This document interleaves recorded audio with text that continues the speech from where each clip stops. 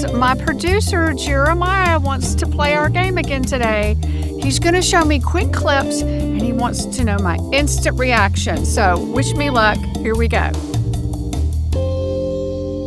Quick tip from a psychologist. If you notice that your anxiety feels so much better because you've managed to avoid everything that makes you feel anxious, that's not a win for you. Feeling comfortable all the time, it's not progress. Choosing to step into the fear that stands between you and where you want to be, that's progress. Wow. It's kind of a broad statement because she's talking about anxiety. Okay, how can I help? I can take notes, get coffee, manage your calendar, walk your dog, carry your things, watch you sleep. Wow, you have a lot of energy. All I know is the one tip I used to teach a feelings class is when you're anxious and you use words like I'm anxious, you bind your energy. And instead of just saying, I'm excited. I'm excited about this job interview. I'm excited about doing whatever it is for the first time.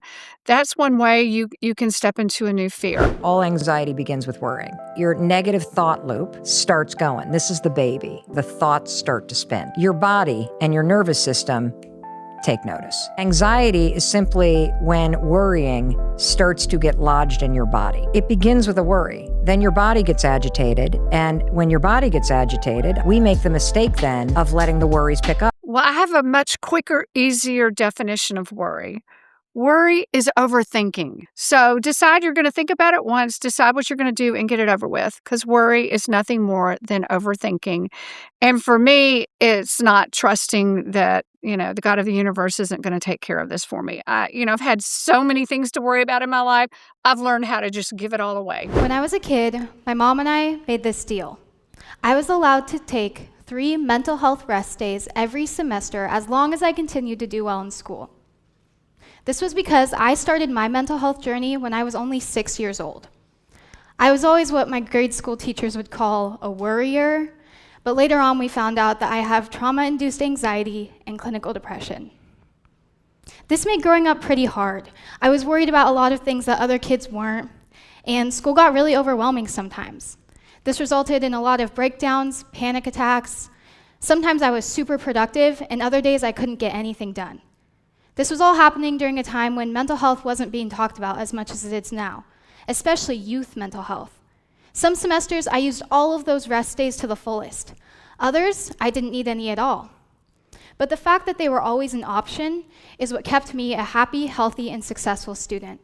Okay, so I'm going to talk a little bit more about this one, because in the Naturally Slim program, we had to really involve mental health. So this girl's different in that she had clinical depression. She's not your everyday kid.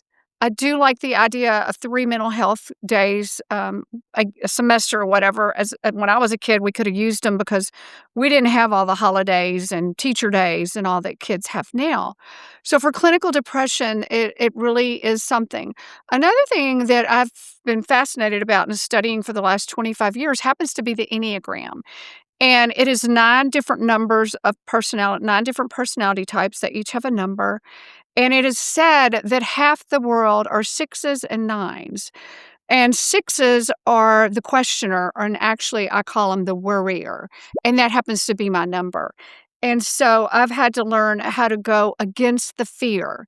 And when things come up in life, I have to say, Marcia, a normal person doesn't worry about this. Marcia, you're saying what if to yourself. So realizing that's a part of my personality, not to the extent of clinical depression like this girl has. So we're putting her in a whole different realm, and don't think of this as your everyday self. Another point is, maybe it's good or bad, but now we're talking about mental health. It's almost like you wake your kid up every day and you go, how you doing today? Are you stressed? And if somebody asks you that every day, that's what you're going to focus on. You're going to focus, am I stressed? On the other hand, we are all a lot more stressed this day than we used to be, because now we all have cell phones. You can't even take a ride in the car with any peace and quiet. We just didn't have the constant stimulus that maybe does make us more stressed in this day and time. So in this day and time, when everything tends to make you want to be super crazy, you're going to have to learn to be still and listen to the still small voice, because it's not going to whisper what the world is telling you right now. It's going to whisper love, peace, and power, love, and a sound mind. If you love Insights with Marcia and you want even more, I have something for you. Go to my Patreon page, and there you'll be able to watch ad-free episodes that come out early, bonus content every week, my personal show notes, and you may even have a chance to get your questions answered on the podcast. So for $5, $10, or $20 a month, we will keep this conversation going. So go to patreon.com/insightswithmarcia, patreon.com/insightswithmarcia, and let's have some fun. Let's keep the conversation going. I hope to see you there. So you're anxious. Yeah. Anxiety is unfocused fear. That's what it is. The problem in modern life is that we have all of these vague threats that are happening that are kind of half illuminating our amygdala, which is giving us a little drip of cortisol into our brain all the time. And that's unfocused and freaking us out. So the way to actually solve that problem metacognitively is to say, okay, I got to focus it. I got a piece of paper. Number one thing that I'm afraid of right now, that's actually giving me this anxiety, that's giving me this discomfort. Write it down. Why is it happening? What's the worst thing that can happen? And what would I do if that happened? Those were some good tips, but let me give you one I think is a shortcut to that. And I taught it in my Naturally Slim classes because people would say, I just suddenly want to eat. I don't know why. And I start eating.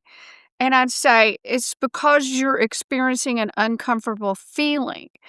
And we overeaters will grab for food to deal with it. If you could boil all fears down to their least common denominator, all feelings down to their least common denominator, there are 4 feelings: mad, sad, glad, and scared. So when you're feeling uncomfortable, and maybe you even know it is anxiety, you say, what am I anxious about? The next cog in that little formula is you cannot disown a feeling until you have first owned it. Crazy story, but I'm like a teenager and maybe 19. And my mother's learning all this before she puts it together in the Naturally Slim program. And I said, Mom, I want a donut so bad. Let's go get some donuts. Donuts. She goes, what are you feeling? I'm like, oh gosh, she's playing amateur psychology. She's learning all this psychology. But I sat there and it took me a few minutes to think about it. And I said, I am mad at my boyfriend. Okay, reasons I'm mad at my boyfriend today. Number 1, Madison Beer. Madison Beer popped up on his For You page, and I just think that's so rude. I think he should have complete control over what shows up on his For You page. Number 2, I had a dream that he cheated on me. That's entirely his fault. I'm so mad at him. He did X, Y, and Z. And she said, well, tell yourself it's okay to be mad. I'm mad. I'm really, really, really mad. It's okay to have feelings because they are our navigation tool through life. And I went, okay, it's okay to be mad. It's okay to be mad. A few minutes later, she goes, you still want to go to the donut place? I went, no. And I was a sweetaholic. I said, I don't want it anymore. I figured out what I was feeling, mad, sad, glad, or scared. I owned it. And then my body let it go. It let it go. What's real? Matter. It's like, okay, that's one answer. What's real? What matters is real. That's how you act. That's different than matter. What's the most real of what matters? How about pain? Why is it the most real? Try arguing it away. So pain is the fundamental reality. Doesn't that lead to nihilism and hopelessness? Yeah, doesn't it lead to a philosophy that's antithetical towards being? The most fundamental reality is pain. Yes. Is there anything more fundamental than pain? Love. Really? If you're in pain, love and truth, that's what you got. And if they're more powerful than pain, maybe they're the most real things. He's talking about emotional pain. My dad used to have a really good saying. When things came up that were painful in life, he'd go, what's my lesson here? What is it life is trying to teach me? And he would try to figure that out so he could move past it. Now, in my life, I feel like I've felt a lot of pain. And, one of them was having my husband pass away when my children were little. And in the moment, it's very painful. But I also, said, how can I move past this pain and how can I make it help How can I use it to make myself a better person and to move past it? And another thing to think about is, for me, I went to scripture and I said, in John 10:10, it says, "The thief cometh not but for to kill and to steal and to destroy." And I thought, it's it's what this crooked world, a messed up world, it's the one that kills. But the rest of that verse says, "I am come that they might have life and have it more abundantly." So I claimed and held to promises that were in the word, like, my life is going to be abundant and I'm going to come through this. And when you can look back, once you go through the pain and you look back, you can see how God was working through it to make your life better. But you don't give up. Giving up's not an option. You move past it. And you maybe say, what am I supposed to learn with this? My girlfriend and I were having a pretty bad argument, and it went something like this. Here's what I did right, and here's what you did wrong. The response was, well, here's what I did right, and here's what you did wrong. The response was, well, here's what I did right. In fact, here's 2 things I did right, and here's 4 things you did wrong, right? And this went on, clearly going nowhere. It's getting more heated, it's getting more aggressive, it's getting more personal. And I had the situational awareness to realize this is a lose-lose situation. And I literally interrupted. I said, okay, hey, I'm interrupting our argument and I'm making new rules, okay? Currently what we're doing is I'm telling you the things I did right and I'm telling you the things you did wrong and you're doing the same. I'm changing the rules, new rules. I'm going to tell you the things that I did wrong and I'm going to tell you the things that you did right. I'm going to go first and then you're going to go, okay? Here's what I got wrong and here's what you got right. And she goes, well, yeah, well, here's what I got wrong and here's what you got right. And I was, well, here's what I got wrong. And in 4 minutes, we were joking and laughing and hugging and realizing that we were contributing to the tension, but also the other person was really trying. I really like that strategy. I think it's really good. And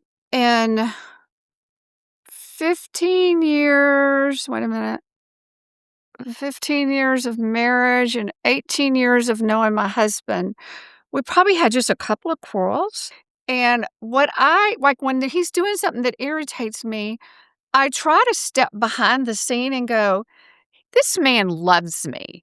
He loves me a lot. He loved me enough to marry him. He worries about me if I'm late getting home. He loves me.